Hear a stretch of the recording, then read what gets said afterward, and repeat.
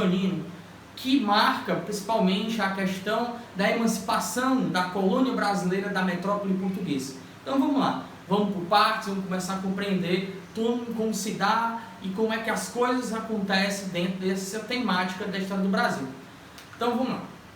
Nesse primeiro bloco, como eu falei, vamos tratar sobre as revoltas, né, nativistas.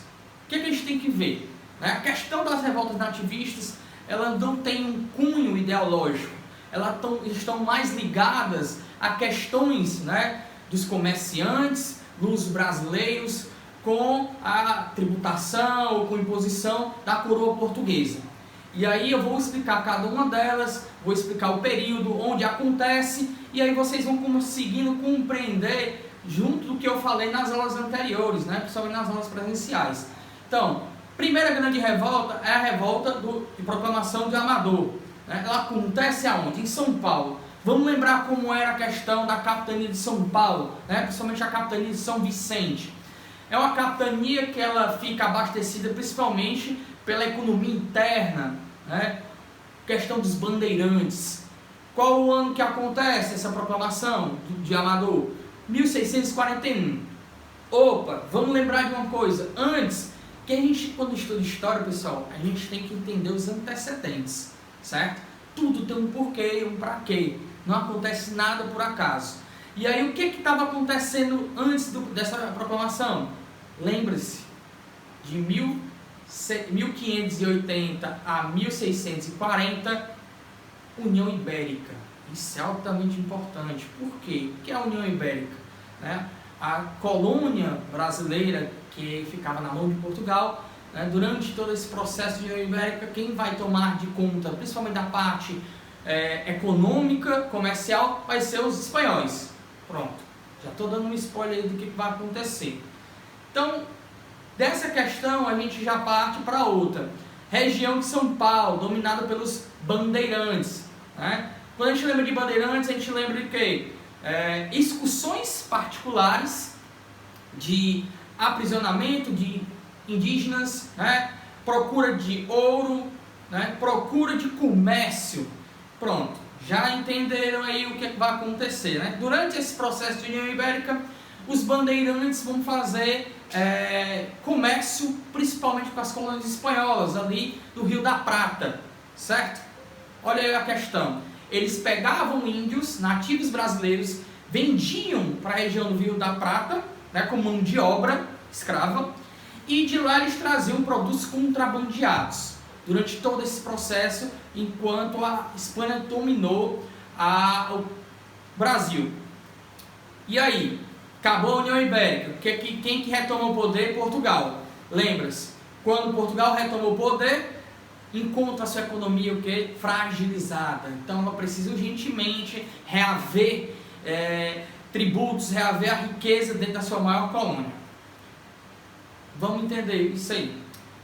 Portugal, antes da União Ibérica, já tinha, né, baixado um decreto que a mão de obra que deveria ser usada era a mão de obra escrava negra. Por quê? Eles ganhavam altos tributos, dominavam o comércio de escravos vindo da África para cá. Então, já vai de contra o quê? O comércio da mão de obra escrava indígena dos bandeirantes. Compreenderam aí?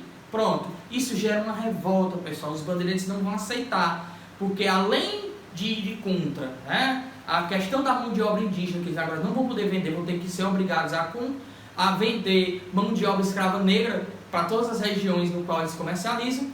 Tem a questão do contrabando. Quando a gente fala de contrabando, bastante se perguntar. Contrabando é comércio ilegal, pois não paga imposto. Pronto. Né? Então, acaba-se também a farra do boi aí para os bandeirantes. E aí o que vai acontecer? Uma série de bandeirantes vão se unir e aí vão chamar, né, o Amador Bueno, que é um grande proprietário de terras da região e também era adepto da mão de obra escrava indígena, certo? E eles vão querer fazer o quê? Vão querer se emancipar de Portugal, pessoal. Naquele momento, complicado, né? Pois é, aí o que vai acontecer? Eles vão criar um estado, o Estado Paulista, certo? E proclamar o Amador Bueno a rei. Só que tem um problema. Amador Bueno pensa muito bem e diz, olha, eu não vou, né, seguir à frente essa revolta. Por quê? Dois casos. Uma coisa é eu vender escravo indígena e depois, né, assumir toda uma revolta. E a questão da coroa, pessoal. Você faz uma revolta contra a coroa portuguesa. Eles têm o quê? O Estado nas mãos. Eles vão querer vir, né, com corsários, com exército e oficiais combater e reprimir a revolta. Então, Amador Bueno declina, né, vai se refugiar juntamente com os jesuítas que eram contra a escravidão indígena, né, e aí, né, os bandeirantes revoltosos vão correr atrás dos dois. Ele mandou uma carta, um ofício para o rei de Portugal, declarando-se fiel à coroa portuguesa, e aí a coroa portuguesa manda emissários para cá, para combater a rebelião. Com os bandeirantes sabendo da notícia, o que eles fazem? Eles declinam, e aí acabam acatando a coroa portuguesa, e aí comercializando, né, escravos negros, e diminuindo, né, seus lucros, principalmente com o contrabando. Certo, pessoal? Conseguiram compreender aí? A segunda grande revolta é a revolta dos Beckman. Onde é que acontece, professor? Lá no Maranhão, certo? Ano 1684. Essa revolta, ela marca o quê? Uma insatisfação dos comerciantes luso-brasileiros com algumas questões. Vamos entender primeiro uma coisa. A criação, né, dos estados, das capitanias do Grão-Pará e do Maranhão, que serve de quê? Durante o período, né, da União Ibérica, eles vão servir de ponto de apoio para ir de contra as invasões que ocorreram no Brasil. A gente lembra, invasões lá no Maranhão teve a invasão francesa e depois a invasão holandesa. Então vamos lá. Com a questão da invasão holandesa, a gente tem que sempre lembrar, os holandeses quando invadiram o Brasil, principalmente na região nordeste, fortaleceram o comércio da região, tanto na questão da cana-de-açúcar, quanto na questão do comércio interno. A gente vai ver já outra revolta que tem a ver com os holandeses.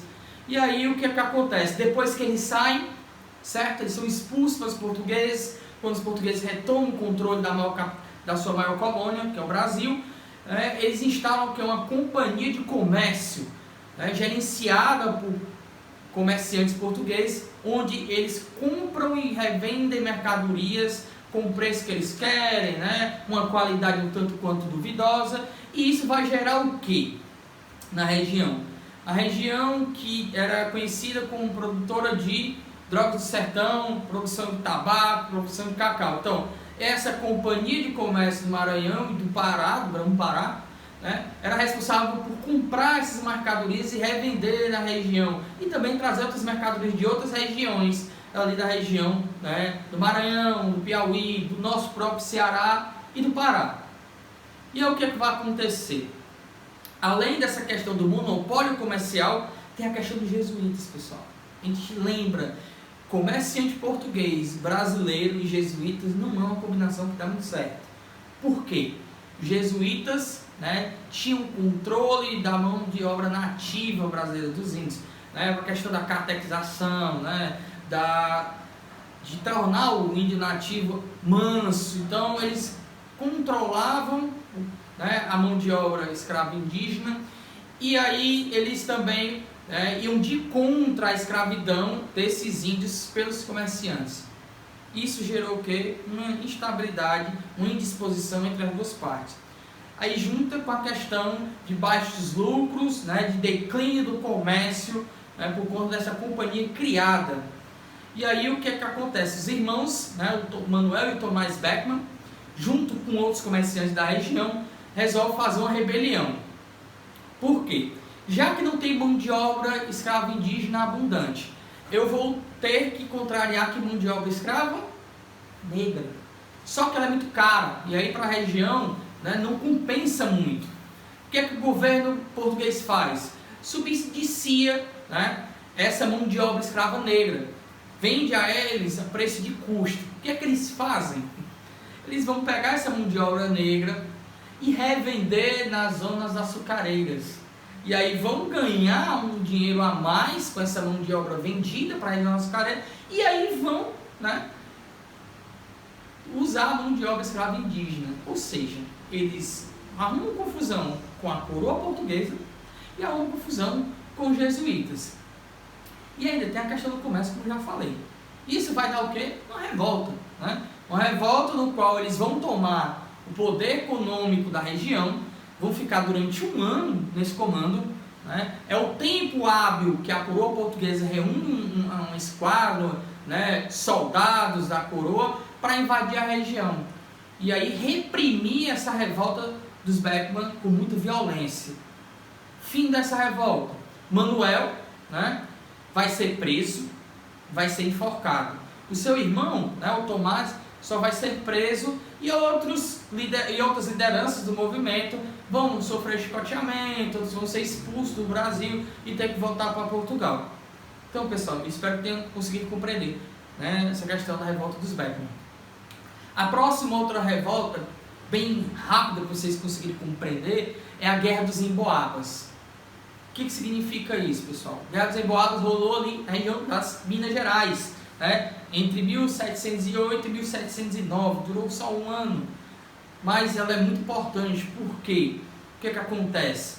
Quem descobriu o ouro, né, no Brasil, Portugal passou aí quase 200 anos galgando atrás desse ouro, só foi conquistar esse ouro, né, descobrir esse ouro nas terras brasileiras, já no final do século XVII, né, a partir dos anos de 1690.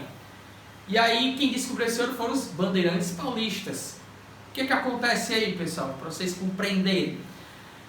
Os bandeirantes paulistas queriam um controle, né, da exploração da região. Só que a coroa portuguesa pensava diferente. Vamos lá, vamos pensar, vamos raciocinar como a coroa portuguesa pensava. Quanto mais pessoas explorando o ouro, mais gente eu tenho para cobrar impostos. Então eu ganho muito mais com mais gente explorando do que só com um monopólio. Pois é, os emboabas era o nome dado aos estrangeiros que chegavam na região, né? Estrangeiros, como assim, professor? Qualquer pessoa que fosse de fora e que não fosse, né, paulista, não participasse dos bandeirantes paulistas. E aí eles vão travar disputas pelo poder e pelo controle da exploração do ouro da região. Quem que vai ganhar nessa disputa? Logicamente, os emboabas. Vão estar em maior número, vão estar melhor armados, vão ganhar essa disputa. E aí o que vai acontecer? No primeiro momento, né, os bandeirantes paulistas, os primeiros que começaram a explorar o ouro, vão ser expulsos da região. E aí o que a coroa portuguesa faz? Ela resolve intervir, né? Ela vai criar mecanismo no qual todas as duas partes possam explorar esse ouro. E aí saem ganhando com isso, tanto eles como também a coroa portuguesa. Só que aí o que acontece? Né? Acaba-se o conflito, porém os bandeirantes paulistas resolvem ir para outras regiões mais próximas para explorar o ouro e não satisfeito, né, com o desfecho, né, dessa guerra. Certo, pessoal? Conseguiram compreender e pegar direitinho a Guerra dos Emboabas? Vamos para mais um movimento, né, de guerra contra, né, ou disputa contra, né, as ordens do sistema da metrópole portuguesa. Guerra dos Mascates, pessoal. Essa Guerra dos Mascates aconteceu aonde, professor? Pernambuco. Essa guerra vai fundar uma cidade maravilhosa, que todo mundo curte, né, o carnaval, né? Além de Olinda, tem um carnaval do Recife, né, justamente a cidade que eu vos falo. Essa revolta, ela vai ser como? Como é que ela vai se desenvolver? Lembrem-se dos antecedentes dela. Ela acontece em 1710 a 1712. Então tem que entender o anterior. Né? Então, início do século XVII, ali, os primeiros 50 anos, quem era que governava a região? Né? Justamente os holandeses, certo? Então o que acontece? A Holanda, né, com Maurício Nassau, investe pesado na região, né, tanto em Olinda, mas principalmente em Recife.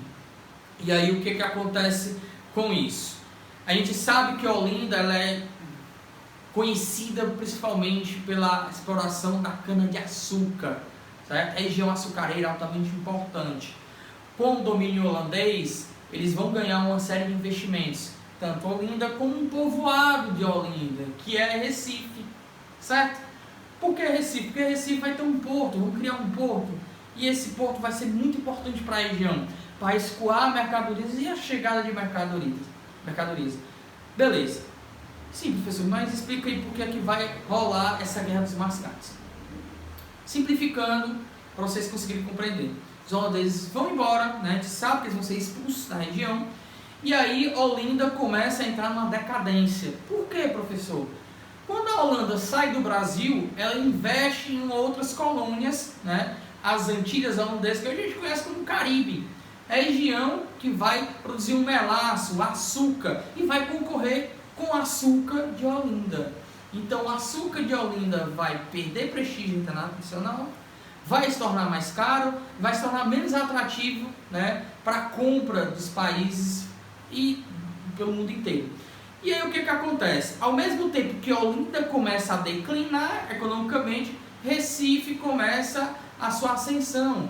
Porque qual é a principal atividade dela? Comércio. Principalmente na mão de quê? De portugueses. E aí a cidade começa a se desenvolver. Outra questão. Os donos de terra, vamos dizer assim, os donos de terra que produziam açúcar, na crise vão pedir uma série de empréstimos. Empréstimos a quem? A comerciantes, né, de Recife. E aí não vão conseguir pagar. Por quê? Porque não vão ter mais os lucros que tinham antes. E aí tem essa questão e ainda tem a outra. Com a expulsão dos holandeses da região, a cidade de Olinda sofreu muito, né, com a guerra. E aí o que os holandenses vão fazer? Vão gerar impostos. Né? Eles comandam a Câmara Municipal da região e vão gerar impostos.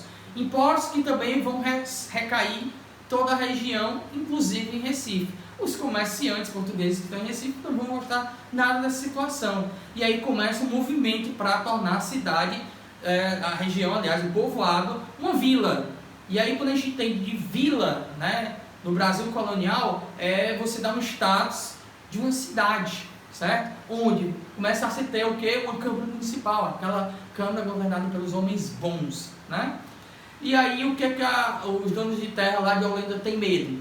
Se Recife se torna uma vila, se Recife tem a sua própria Câmara Municipal, se emancipa de Olinda, eles podem imediatamente cobrar as dívidas, né, dos senhores de terra de Olinda. Isso gera um atrito, um conflito. A partir de 1709, Olinda, né, começa a bloquear essa questão, essa tentativa de Recife a se tornar uma vila. Só que não vai dar muito certo. Por quê? Recife vai ser atendida, né, pela coroa portuguesa e pelas outras capitanias, né, ao status de vila. E aí o que acontece? Os donos de terra de Olinda vão fazer um confronto, né, com os comerciantes de Recife. A primeiro momento eles ganham a batalha. Só que depois, com apoio de fora, apoio externo das outras capitanias, né, os comerciantes de Recife conseguem retomar a sua cidade e aí, né, controlam a situação.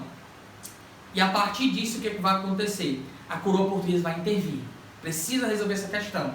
Porque uma região em conflito, né, acontece desabastecimento, atrasando o pagamento de tributos, e isso não é o que a coroa portuguesa quer. Então o que ela vai fazer? Ela vai nomear um novo governador, esse governador português vem para a região e aí atende ao pedido dos comerciantes, né, de Recife. Criam a vila de Recife, né, porém ainda mantém a capital da capitania, Olinda. Anos depois, Olinda, né, vai perder esse status, vai perder importância para Recife, e aí Recife vira a capital, né, da capitania do Pernambuco, certo, pessoal? Conseguiram compreender a questão da Guerra dos Mascates? Vamos para a última revolta desse período aí nativista, e aí a gente vai para o outro bloco. A revolta dos Mascates, a revolta de Vila Rica. Desculpa aí, pessoal, porque é muita revolta, a gente acaba nessa atrapalhando. Revolta de Vila Rica acontece, logicamente, na região de Minas Gerais, né? Ali praticamente no ano de 1720. Opa, esse ano aí, 1720, já tinha sido criado o quê? As casas de fundição.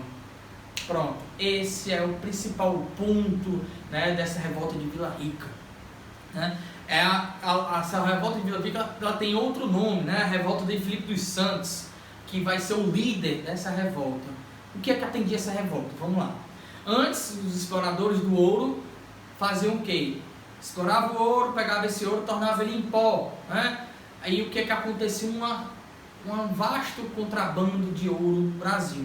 A coroa portuguesa, se atentando a isso, resolve criar as casas de fundição, que seriam o quê? As casas onde vão pegar este ouro, né, não deixá-lo ele se tornar em pó e fundir ele em barra, né, selando esse ouro com o selo da coroa portuguesa, evitando o contrabando e ali maximizando ainda mais a cobrança de tributos, né, para a coroa portuguesa. Contrapartida, o que vai acontecer? A população da região vai se revoltar, porque vai ser pago o quinto e uma série de impostos, como a finta, a captação, como a gente já viu em outras aulas. Bem rapidinho, a finta, né, é o imposto anual sobre a data, sobre a terra onde é explorada. E a captação é sobre cada cabeça de escravo que é explorado na exploração do ouro. Então a população fica revoltada e exige o quê? O fim das casas de fundição e o fim de tantos tributos. E o que eles vão fazer? Eles vão fazer um motim, né? É uma revolta que vai ter uma participação popular, apesar de não atender tanto às demandas populares, mas vai participar muitas classes sociais, desde as mais altas, as classes médias e as classes baixas. Você vai ver até escravos participando desse movimento, certo? Então eles vão até a casa do Conde de Assumar, que é o responsável pela administração da capitania de Minas Gerais. E aí eles exigem o quê? Serem atendidos na sua demanda.